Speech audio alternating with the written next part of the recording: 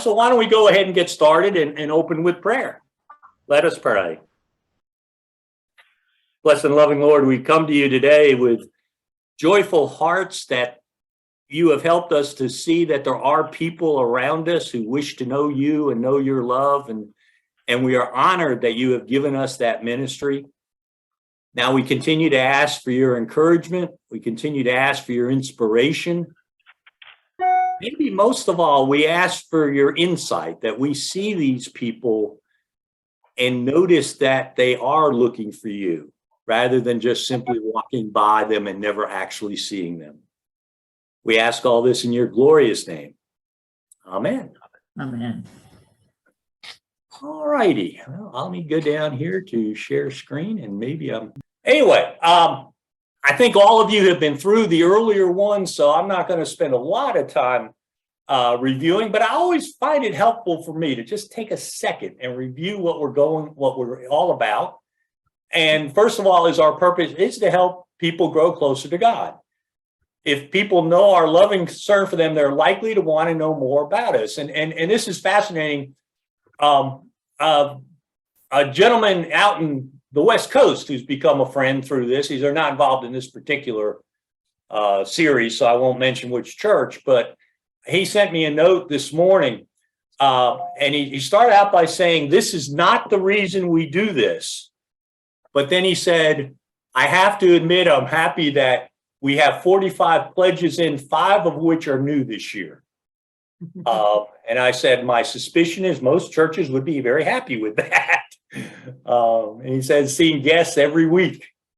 But anyway, the big problem we run into, and I was talking to a pastor last night about this, is that we're not in the 50s and 60s, but a lot of people, particularly some of our older members, still have that mindset that they think people just will show up at church, that they're expected to come.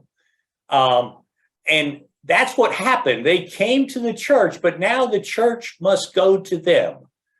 And I think that's good, because if we read scripture, that's what Jesus did. He very seldom was waiting for people to come to him. He was always going out to them. Most unchurched people today have a negative impression of church and Christians, and even a lot of people who have an association with church have a negative impression. But many of those same people would like to find a good spiritual home. And I've used the number before, and I can send you the background if you want it, that about 1 in 3 Americans do not have a spiritual home, but believe in God and would be interested in having a conversation about spirituality if they honestly believe they would be respected.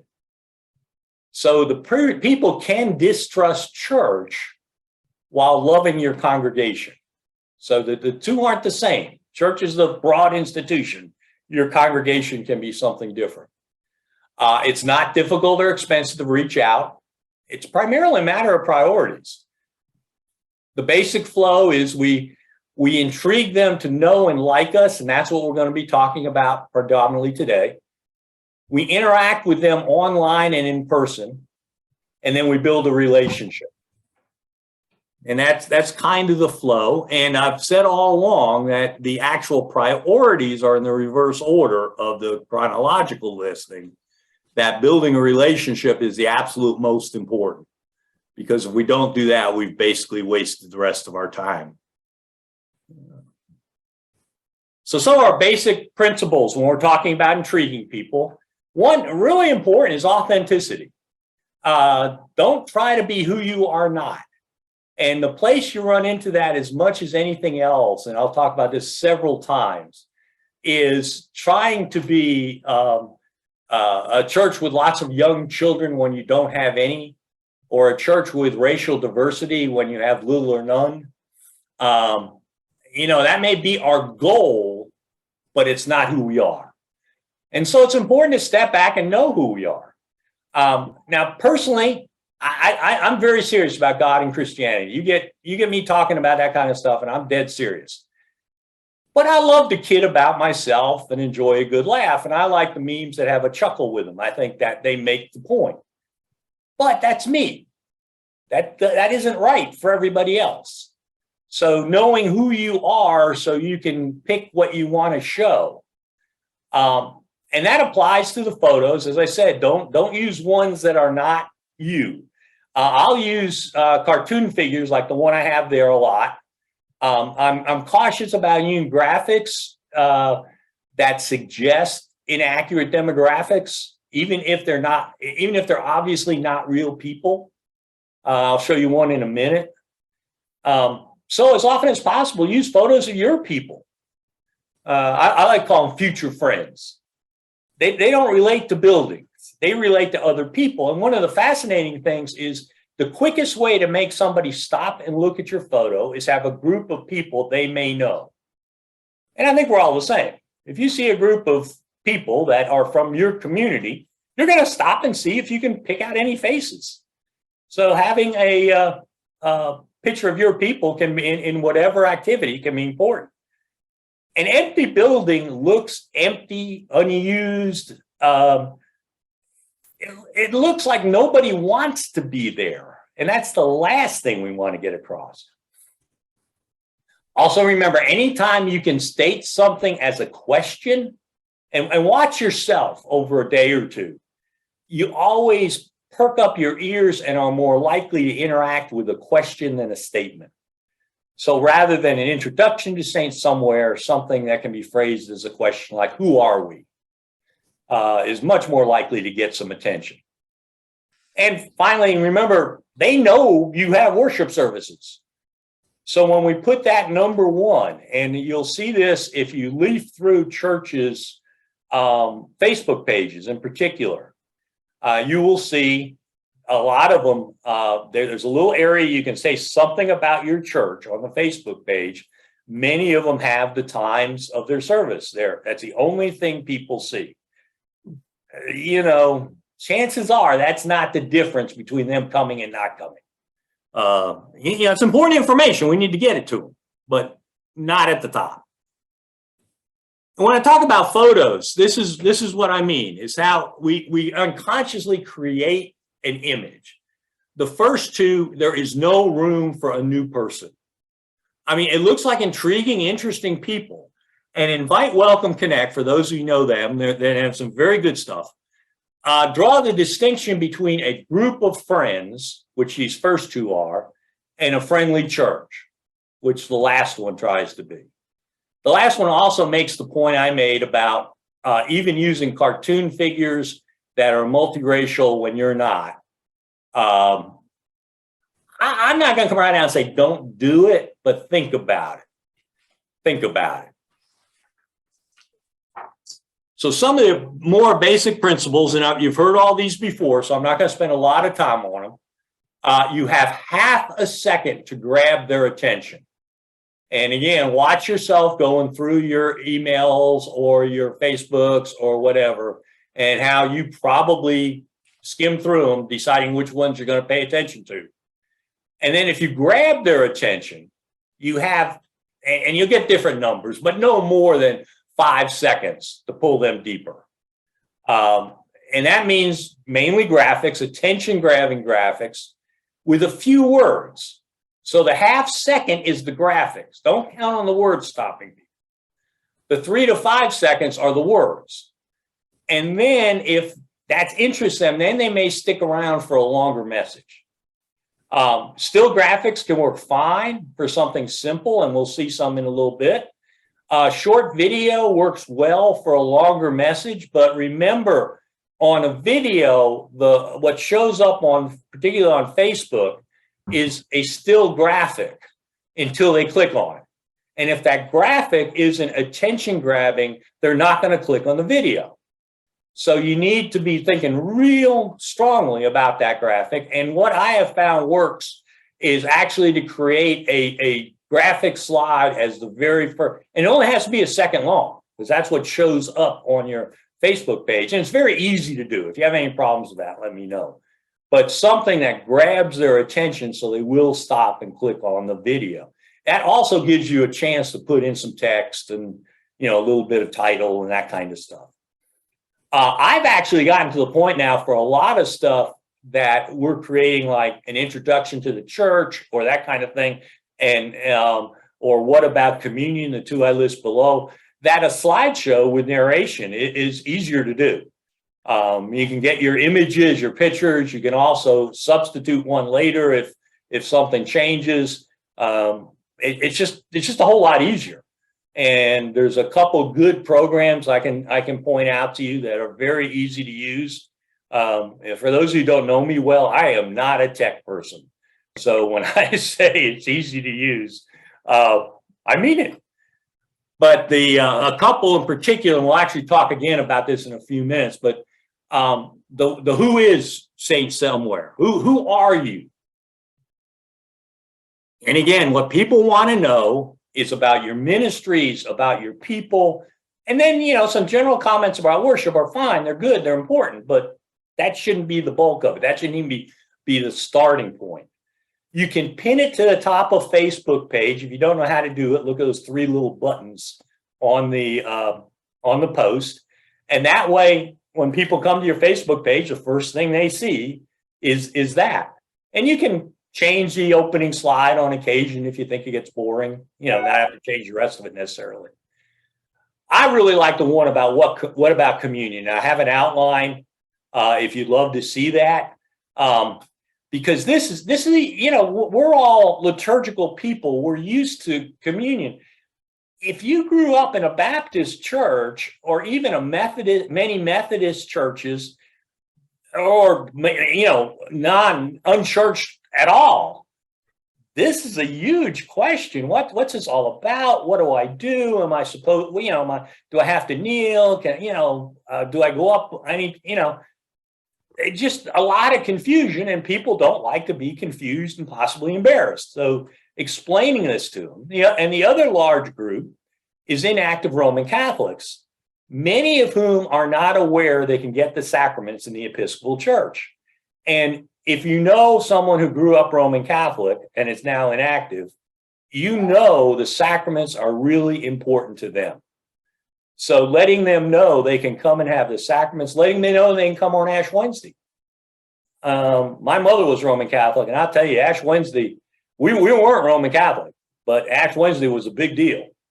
You know, if you've grown up that way, it is, and we need to let them know we're welcoming them. And I can, like I say, I can send you an outline. Basically, the narration explains the simplified theology while the slides are showing the physical action so people know what's going on.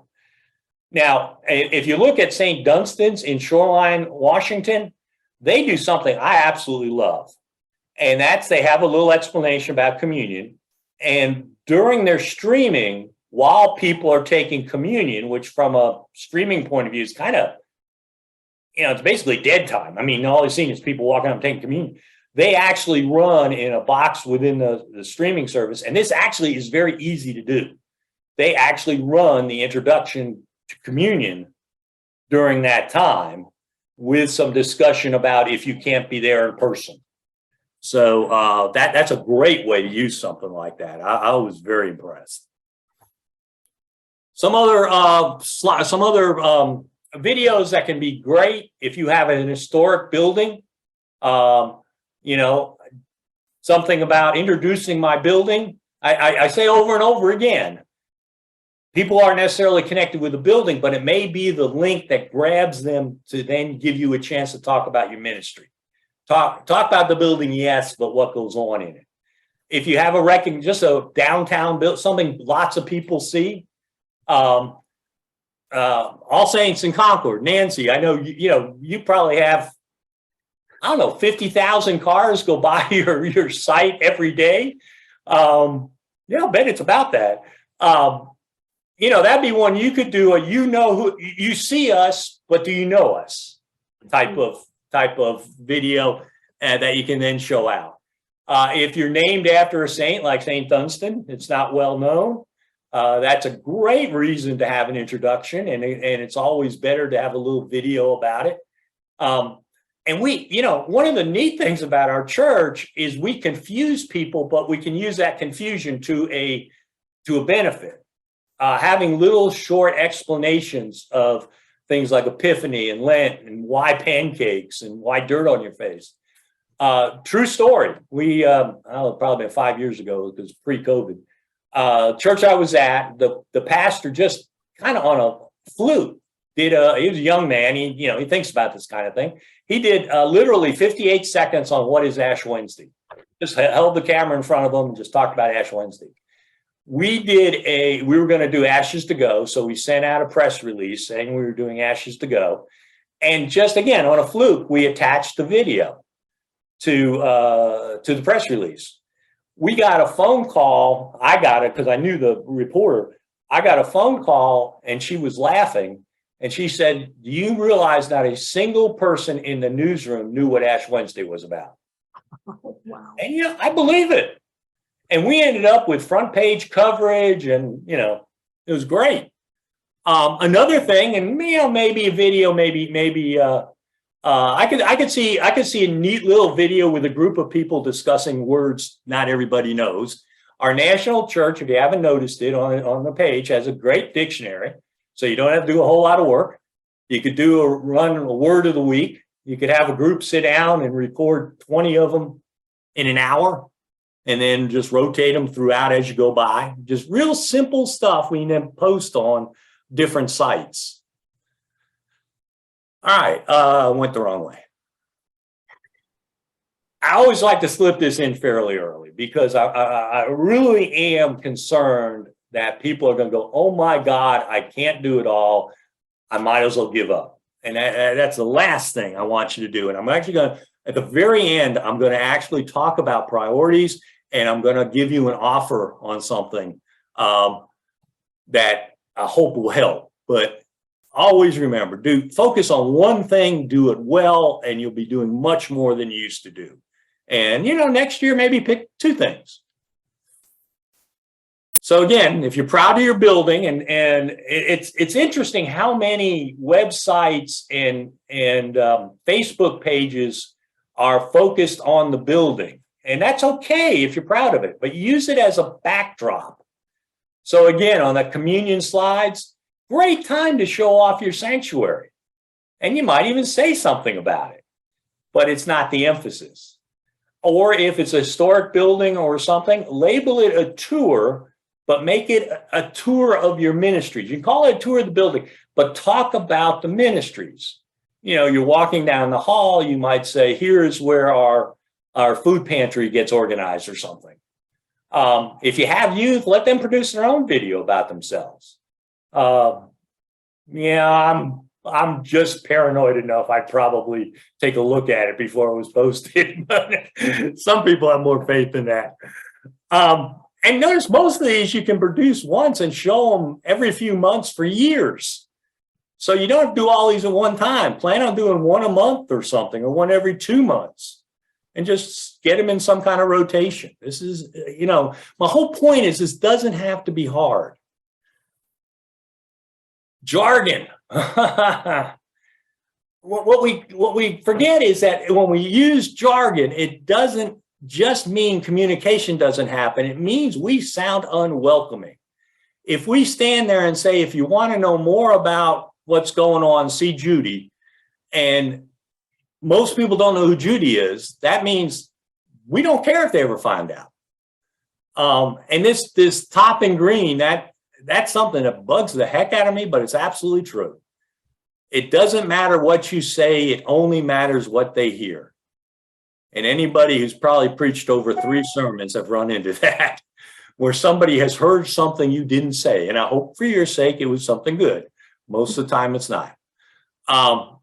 Church, again, people have such a negative impression of that. I try to avoid using the word. When I'm just talking about, in general, I'll use spiritual communities. When I'm talking about a specific one, I try to use congregations. Unchurched, and I'll use that several times during this, but I don't like it. I just haven't found a better phrase. I don't like it because that puts the focus on us.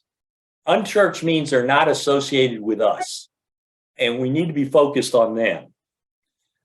Visitor and greeter, if we can turn our head to thinking guest and host, we have accomplished about 75% of what we need to accomplish. if we think of the new person coming in as a guest in our house and that we are hosting them. First time with us, actually had an interesting conversation with a pastor last week on this one. She was talking about how many guests they've had come who did not fill out the form the first, second, or third week. So you want to use some phrase like new with us. They still think of themselves as new. So we've included them. But first time with us is, I was here last week. They're not talking to me. And jargon, I say any word or phrase you have not used outside of church conversation the last 2 weeks. Some of the ones we miss are like, the meeting is in the Jones Memorial Library Annex. Half your congregation doesn't know where that is. Or as I said, Judy has all the information. Now, you can do things like, if you want to refer to Judy, have Judy stand up and raise her hand. You can also try to, teach, just subtly. I would always say the information is in the narthex, the lobby, and just leave it like that. All right, when I talked about the posting memes, one of the questions I get a lot is where do I get these? Well, you got to be on Google Chrome. It will give you more than any other search engine, although all of them will find some of them. And you will find hundreds. And you can just yank any of these. And if you notice that the page I'm showing you is, I don't know, page 1 of 6 or 7 or 8, I didn't even count, on Episcopalians. And if you notice in the lower left-hand corner, there are some that are more specific, like use of wine, Christmas. And then also along the top, you'll see there's some more general categories, although there's some like Catholic and Martin Luther and Methodist. I will tell you this, most of the Episcopal ones, although I wouldn't necessarily use a lot of them just because they're not who I am, are pretty good. Like I wouldn't use the Anglo-Catholic. That's jargon. That's jargon. I might use it in the newsletter, but I wouldn't use it outside the church. But if you look at some of the others, particularly those involving the evangelicals, and some of the others, some of them get downright nasty. So read them carefully from somebody else's eyes, with somebody else's eyes. I mean, we don't want to be nasty. We may disagree with them, but that's different than being nasty. So anyway, you can have a lot of fun with this, let me tell you. And one of the keys is you can also create your own, by the way, and we'll talk about that in a minute. A meme simply is a graphic with words on it. It typically builds from something recognizable, but the key is always connected to you. And I'll talk about how this is even more important when you're using Facebook groups. But for example, this is one we used, the one on the left, we used in Clayton, North Carolina. I love this. The meme itself is good, but then the link, the verbiage they put with it, our reason will sometimes challenge our faith. If you're an unchurched person with a lot of questions, that's very welcoming. The second one, there's lots of versions out there about loving is what we're supposed to be doing. So if I didn't have a church, if I had a more modern looking church or just a smaller church, I probably wouldn't use this one. But if I had a church where that's kind of similar to what I look, then I would. But again, the wordage is, I think, good. Not always the easiest thing to do, but we try. And then the communion again. It's God's table, not ours. So what we've done is we've linked the meme, the theme of the meme, and said, basically, we agree with it. And if you're posting on your page, the church name is obvious. They know where it's coming from. And I'll talk about this specifically in a few moments, but if you're on a Facebook group, you may need to add the church name so they know where it's coming from. So when you're doing one about you, same basic style, just, there's this one about the Episcopal loving everyone because Jesus told us to. That could be a picture of your people. and just steal the language. Well, steal's a bad word, but copy the language. Don't brag. Don't brag as if you're better than other churches, even though we all know you are. That doesn't come around. I always stay away from direct controversy, at least in the sense of directly arguing. But there are times you can subtly connect. Like, for example, when Nancy Pelosi was told she could not take communion, might have been a good time to run that everybody is welcome at the table. Not everybody will make the connection, but some will. The videos and slideshows, again, are very, very easy. That you can do those for a recipient of, say, your food pantry or whatever. Ask the recipient what difference it made in their lives, but don't let them say thank you. That just feels manipulative. If they come on and say, oh, we want to thank Saint Somewhere for all. No. I have 3 kids, and without some help from the food pantry, they wouldn't eat this weekend. I mean, they're still saying thank you. It's just feels a little different. Again, your church name. And this one, I wish I'd kept a double slide of this. I have one from Mount Airy. Never a picture of the building with the doors closed. The doors closed does not suggest welcome. I like, my interest. I like to talk about architecture and the architecture of our churches. Well, in the Middle Ages, and lots of our churches follow that stone cathedral, mini cathedral type look. Churches were meant to be sanctuaries where you were protected. They wanted to keep the evil out. So the big heavy doors and all that. We want people to come in. So we want the doors open, if at all possible, people walking in, and all this can be staged. And again, group pictures work well. Encourage your partner agencies to highlight you on their pages. If you're working with a food pantry or something, and we're talking about once a year or something like that, but they probably have a bigger reach than you do. So if they'll put something up that says Saint Somewhere was helping us feed the poor, the hungry this weekend, that'll get noticed more than anything you can do, most likely. One of the things we did, and Ann's on St. Joseph's in Georgia, is we went back to the people that were there for their blessing of the animals, the various groups, and we posted thank yous to the groups with their photo, and we what's the word? We said it so they would see it. I can't think of the word. And I went back and watched the agency's websites. Most of them reposted it. So St. Joseph's got mentioned on their websites.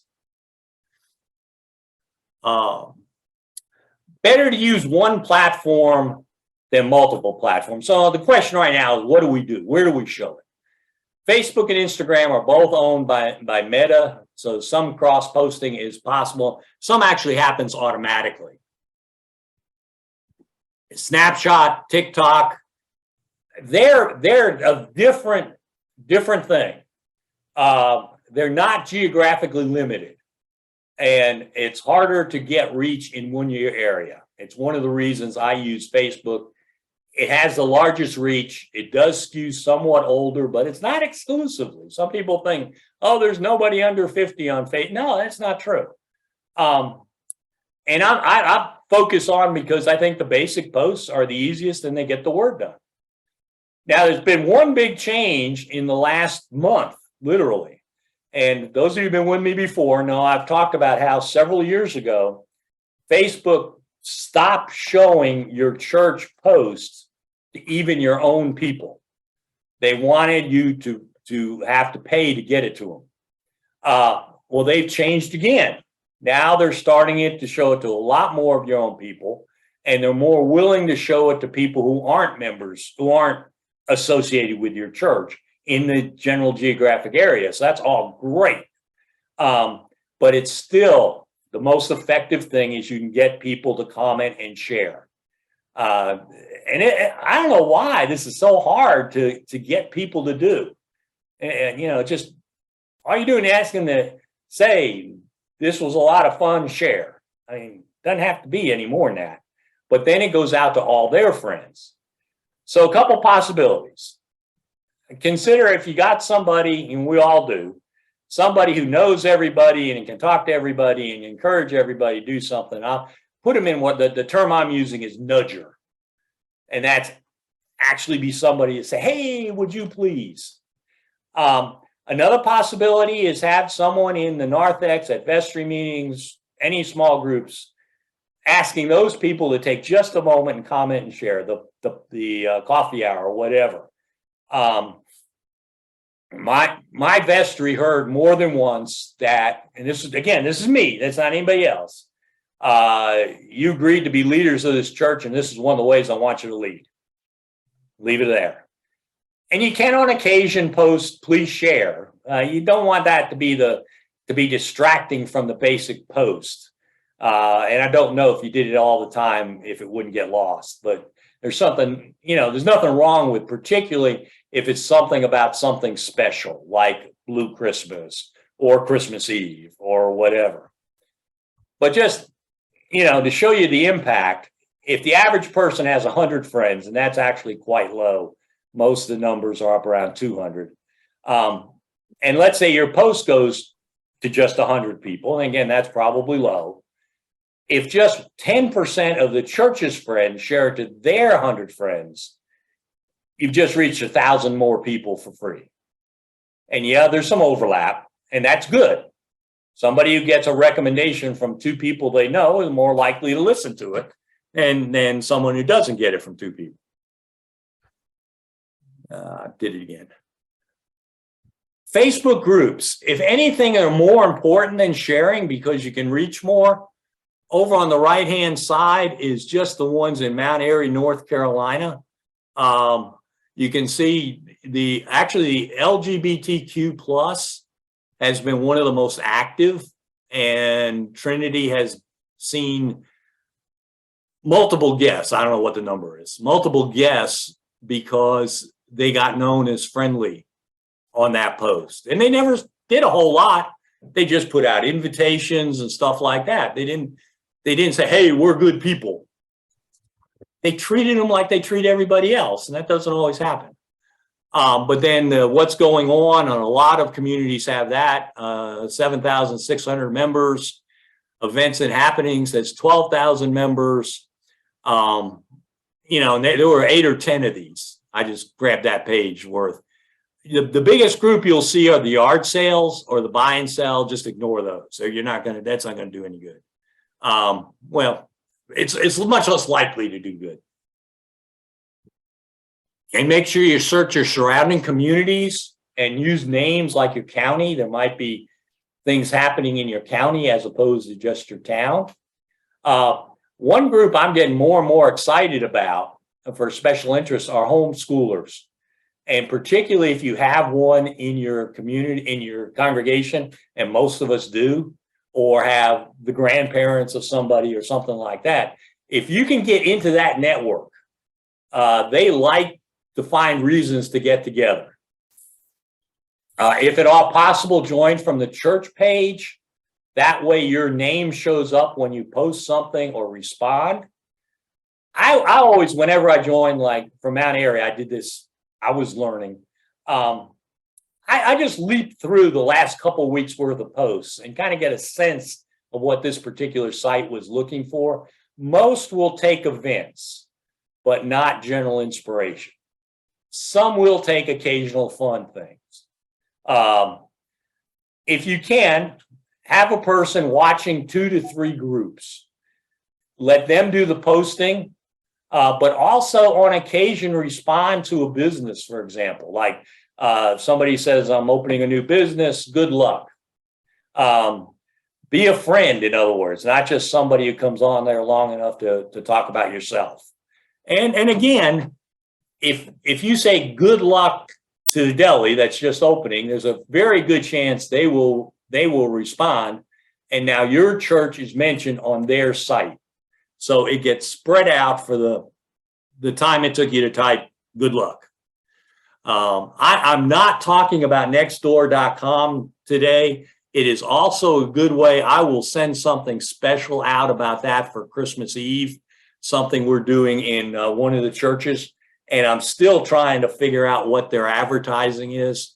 In a couple places, they say it can be free for churches, but then when you ask for details, it gets complicated. So I haven't had time really to sit down and just do it a couple of them to find out what's really going on, but I will when time permits. I don't know why I keep on hitting the up rather than down. Now, there are some groups will not allow pages, your church page, to join. It must be an individual. Well, no, that's okay. But remember that your church name doesn't show up automatically. So you've got to, make that little bit of effort. The people of somewhere wish you good luck. Let's get your church name in there. If they limit what you post, play with the rules. I mean, use their rules. They're doing you a favor. If someone comments on your post, respond. That's why it's good to have a person just looking at a couple, if at all possible, so they can watch for that. And yes, you will get nasty comments from time to time. If you remember the Beatitudes, one of the last ones in Luke is, blessed are you if you're insulted in my name. I don't think we should seek conflict, but if we're in conflict because of our connection to God, oh, well, that happens. Try not to take it personally. I hope you find that easier than I do. I have been known to slam the computer shut, walk around for a few minutes, and then make a point of not responding till the next day. But if it's something you can report a response to, don't get nasty, but respond. Why would I associate with people too stupid to know how old the earth is?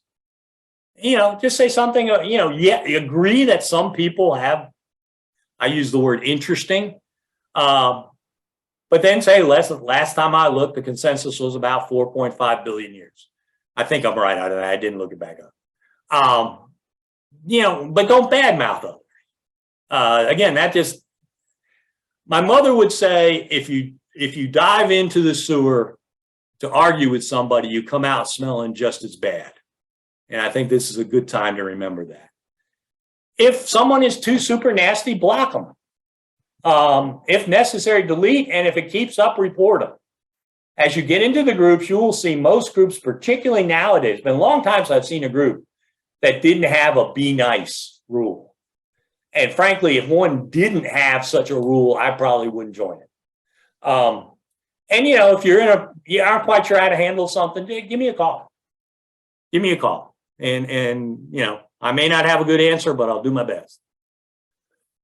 There's a tutorial, and I've sent you, and I'll send you an updated copy of these slides for all these links. This is one I did about Facebook groups. I think it's 6 or 7 minutes long. One other thing is polls. This didn't really fit in anywhere, so it doesn't really flow. But anyway, polls are a great way to get attention. And you got a time coming up when it's a wonderful time. What Christmas carols should we sing? And particularly if you're doing something other than Christmas Eve. I mean, yes, on Christmas Eve. Remember, when you do a poll like that, you don't have to pay any attention to the results. You don't have to, but it's a way to engage people. Even if you never get their contact information, they're engaged with you. Again, I'm just worried people will get too, go through the slides, print them out if you can. And, the way I work, I would circle those that are of interest to me. And then I go back and try to prioritize within that list. So I begin by knocking out those that just didn't seem right for me and my church. That's the way I work. I'm going to share with you thinking on priorities. And my intention there is help you set some reasonable expectations. All right, I'm specifically looking at Christmas Eve just for a second. Yes, don't forget the person who has never attended before. We need to, definitely. But Christmas still has a small social pressure and this is my term, wants church people to attend. In other words, people who once, maybe they weren't active and such, but, they would come, a few times a year. Maybe they came with their parents, whatever. There's still a little bit of pressure, which means that the importance of getting their contact information from them, if they do come, is particularly important, because you're probably not going to see them again unless you reach out to them. So don't miss the chance to get that information. But this last point is the one I really wanted to get at. If you talk to people about Christmas Eve memories, they're going to talk about the decorations, the candles, the flowers, and the carols, the music. That's what their memories are, so that's what we need to focus on. And believe me, I hate to admit they don't focus on the sermon. In fact, I disagree completely with this, but I have colleagues who will not preach on Christmas Eve. They say nobody remembers the Christmas Eve sermon anyway. I take it from a different perspective. I think the person who is essentially or effectively unchurched, they're going to listen to the sermon. And so I preach to them, and I don't worry as much about the people who are there every Sunday. All right, these are just some specifically Christmas Eve that do that kind of thing. I really like the one on the left, even though I did it. I borrowed the thought from another church. These were the first two were done in Clayton several years ago. Does any of this matter? And particularly there, probably from the 15th on, all you hear about is Christmas and Christmas Eve. And there's a lot of people who say, none of this matters. Well, I'm not arguing with them. I'm just saying that our opinion is it does. And the last two were about singing and inviting people to come sing what they remember. You could attach these to a poll and say, what other ones, we're going to do these three, what other ones would you think we'd want to do, or something like that. And there's just some suggestions. I didn't go to the trouble of making up draft ones, but some ideas. Last year, picture from last year with an invitation.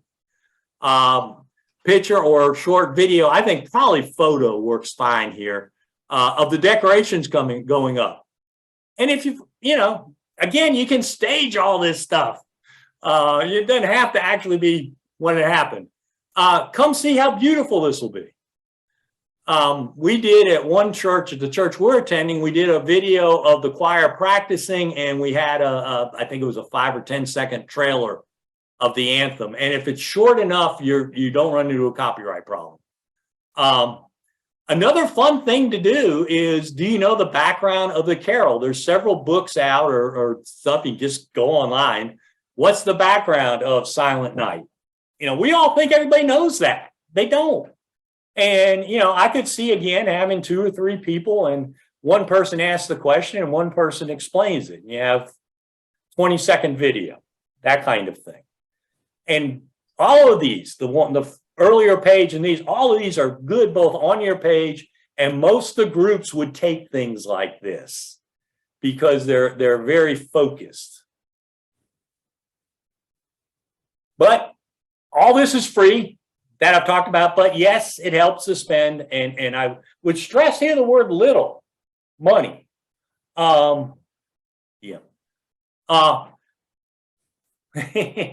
Facebook is amazingly cheap to advertise on. Now, the one thing most people don't understand, it's an auction system. They're going to put up, for the sake of argument, I'll say 25 ads in this area during this time period. And whoever pays the most gets those 25, so during Christmas, you'll pay a little more. Won't be a whole lot. When I'm looking at the statistics, and anybody hasn't done it let me know. I'd be happy to get with you and show you what they tell you. I like cost per view, although most professionals talk about cost per engagement as being the critical measure. And engagement is a like, comment, share, something like that. What they want to know is people have actually paid attention. I just want to know that it's coming to their attention. It's gone across. Big ballpark, typically the cost is a little more than 1 cent per view. So $30, you should get about 2,800 views. I've gotten as many as 3,200. It was, for some reason, we had a cheap time. Biggest advantage to the ads is you can target your audience. And yes, this is more than a bit creepy. But for example, if you posted about your pet, you ordered pet supplies, liked pet photos, Facebook has you on a list of people who like pets. So if somebody advertises that way, you're going to get the ad. The primary target, though, and the one that helps you the most, is geographic. So you can focus on specific areas. And rule of thumb is actually a bad phrase. So a typical recommendation is about a 15 to 20 minute travel time from your church. So that means more miles in a rural area might be even 20, 25 miles in a rural area and only 5 or 10 miles in an urban area.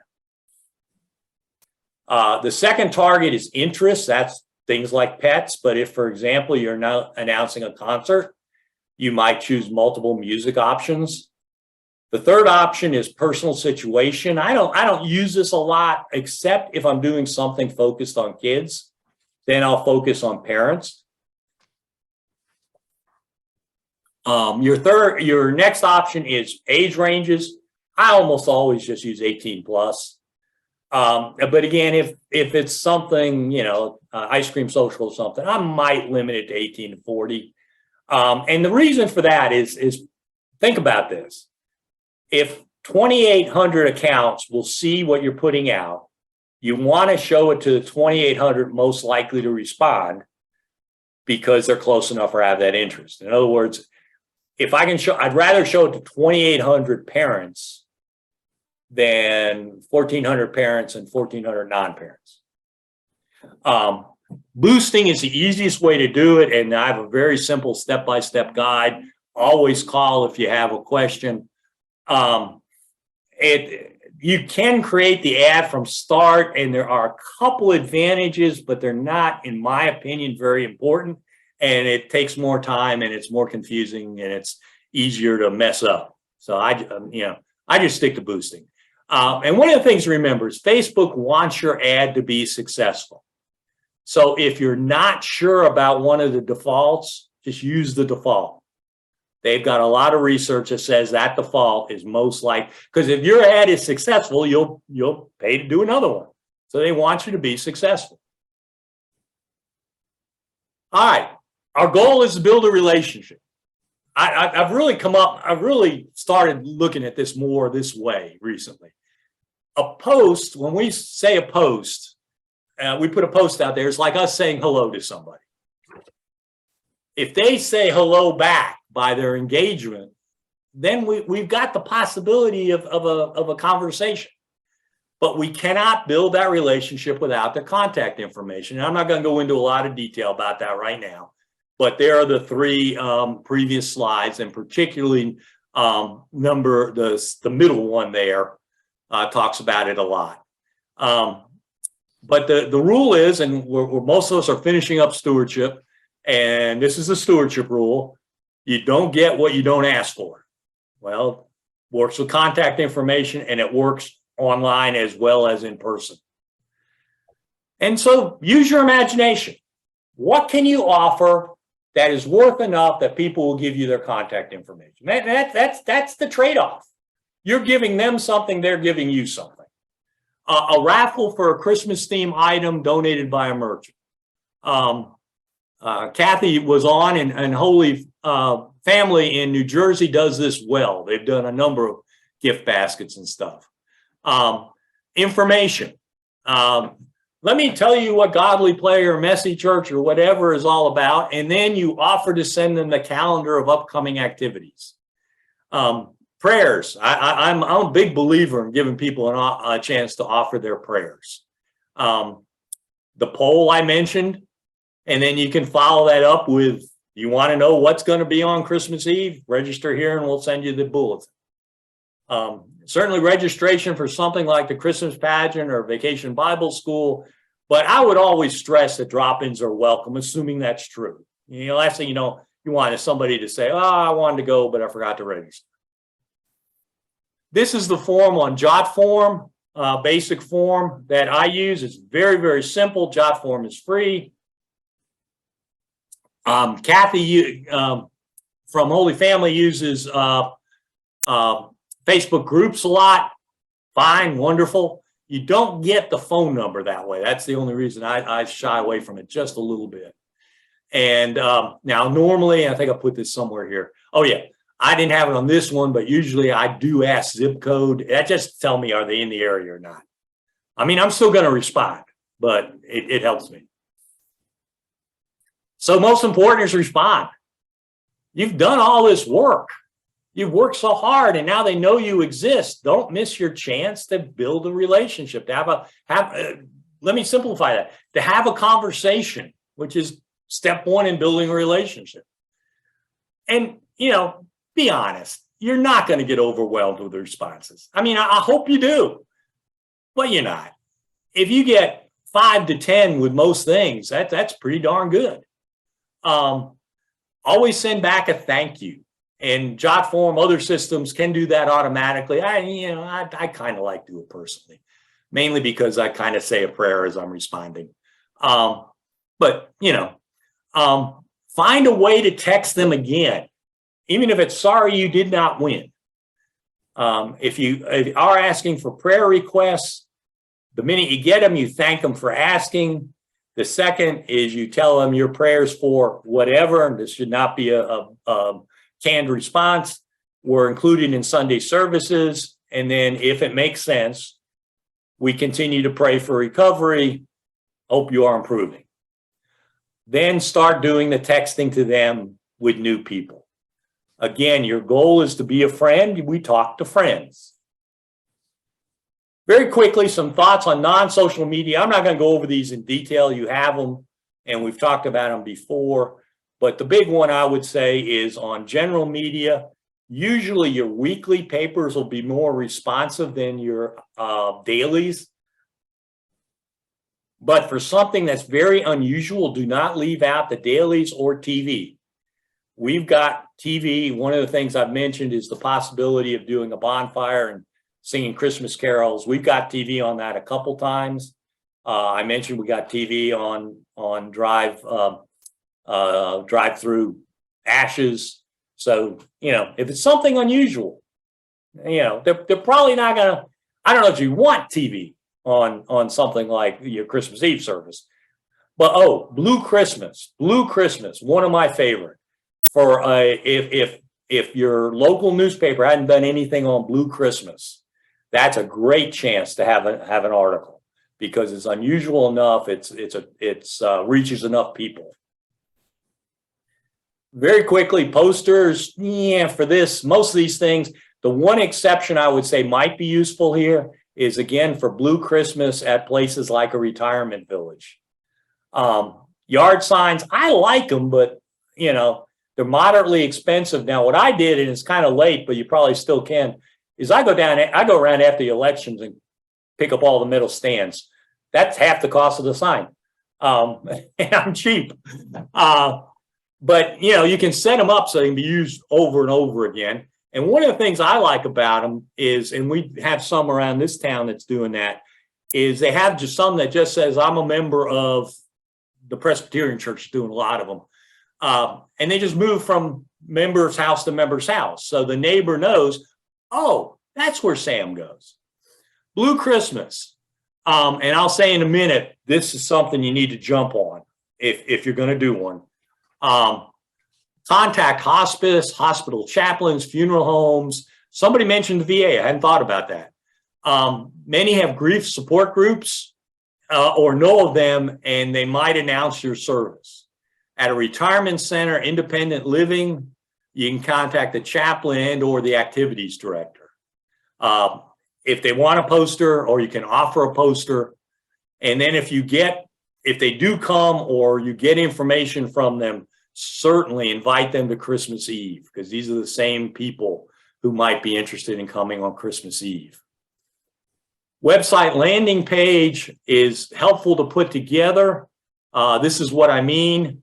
It's just a single simple page on your website. And the key thing is it's a very simplified address. And all it has is the information about this one event. So people aren't searching.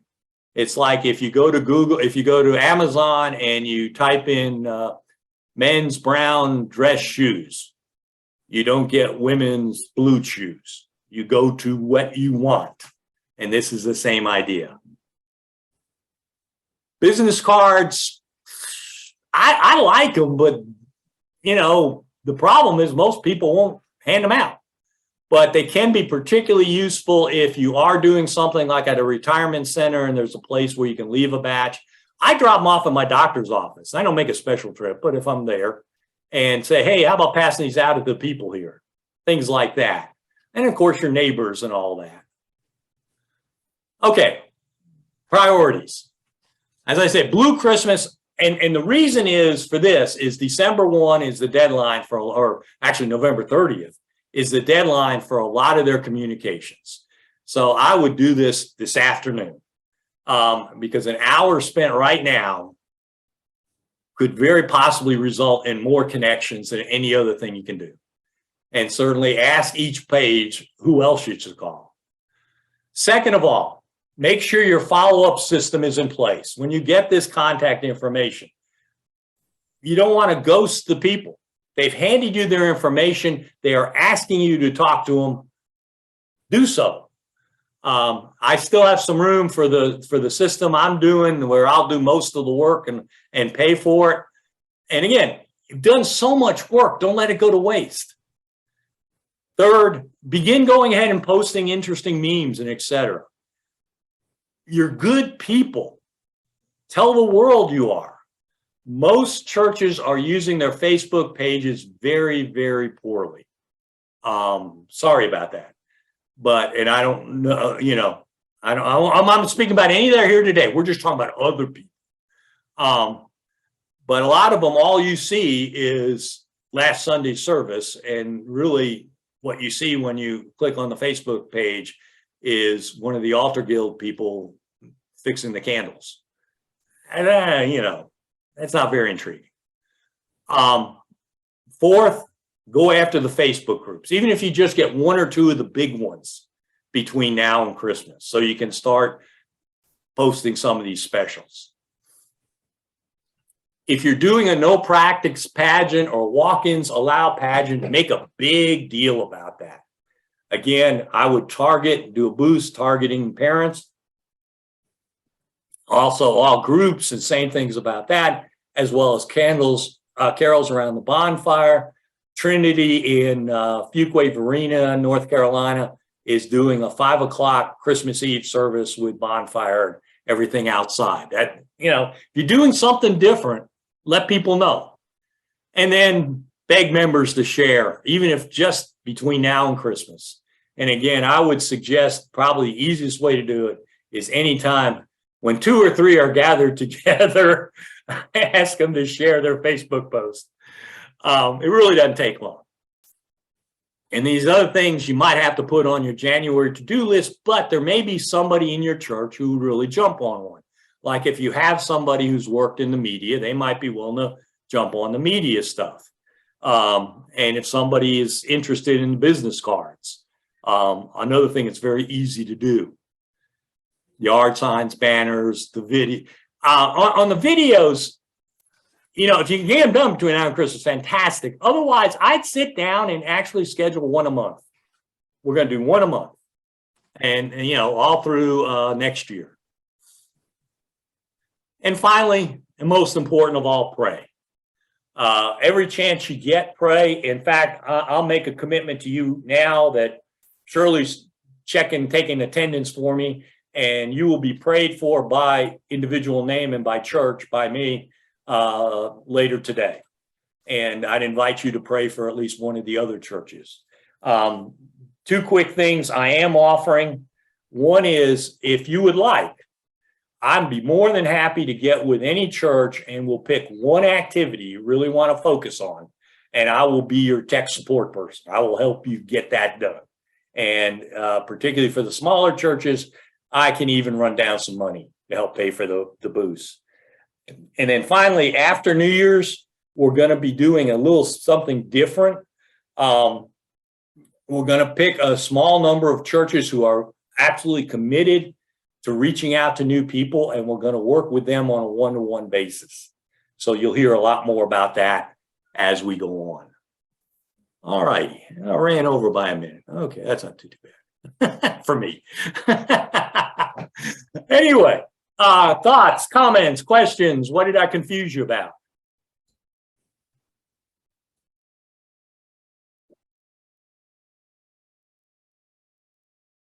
Okay.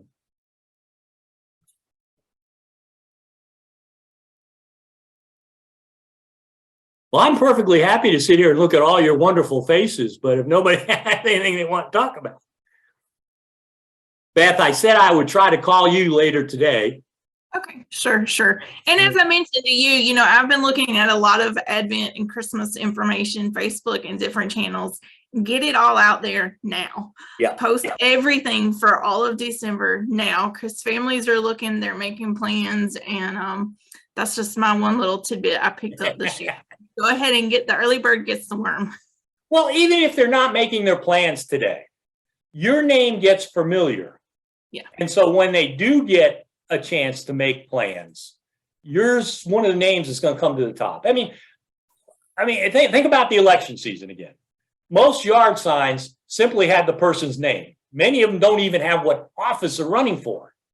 Right. I mean, it's name recognition. Name recognition. Well, we're doing somewhat the same thing. We're going for name recognition.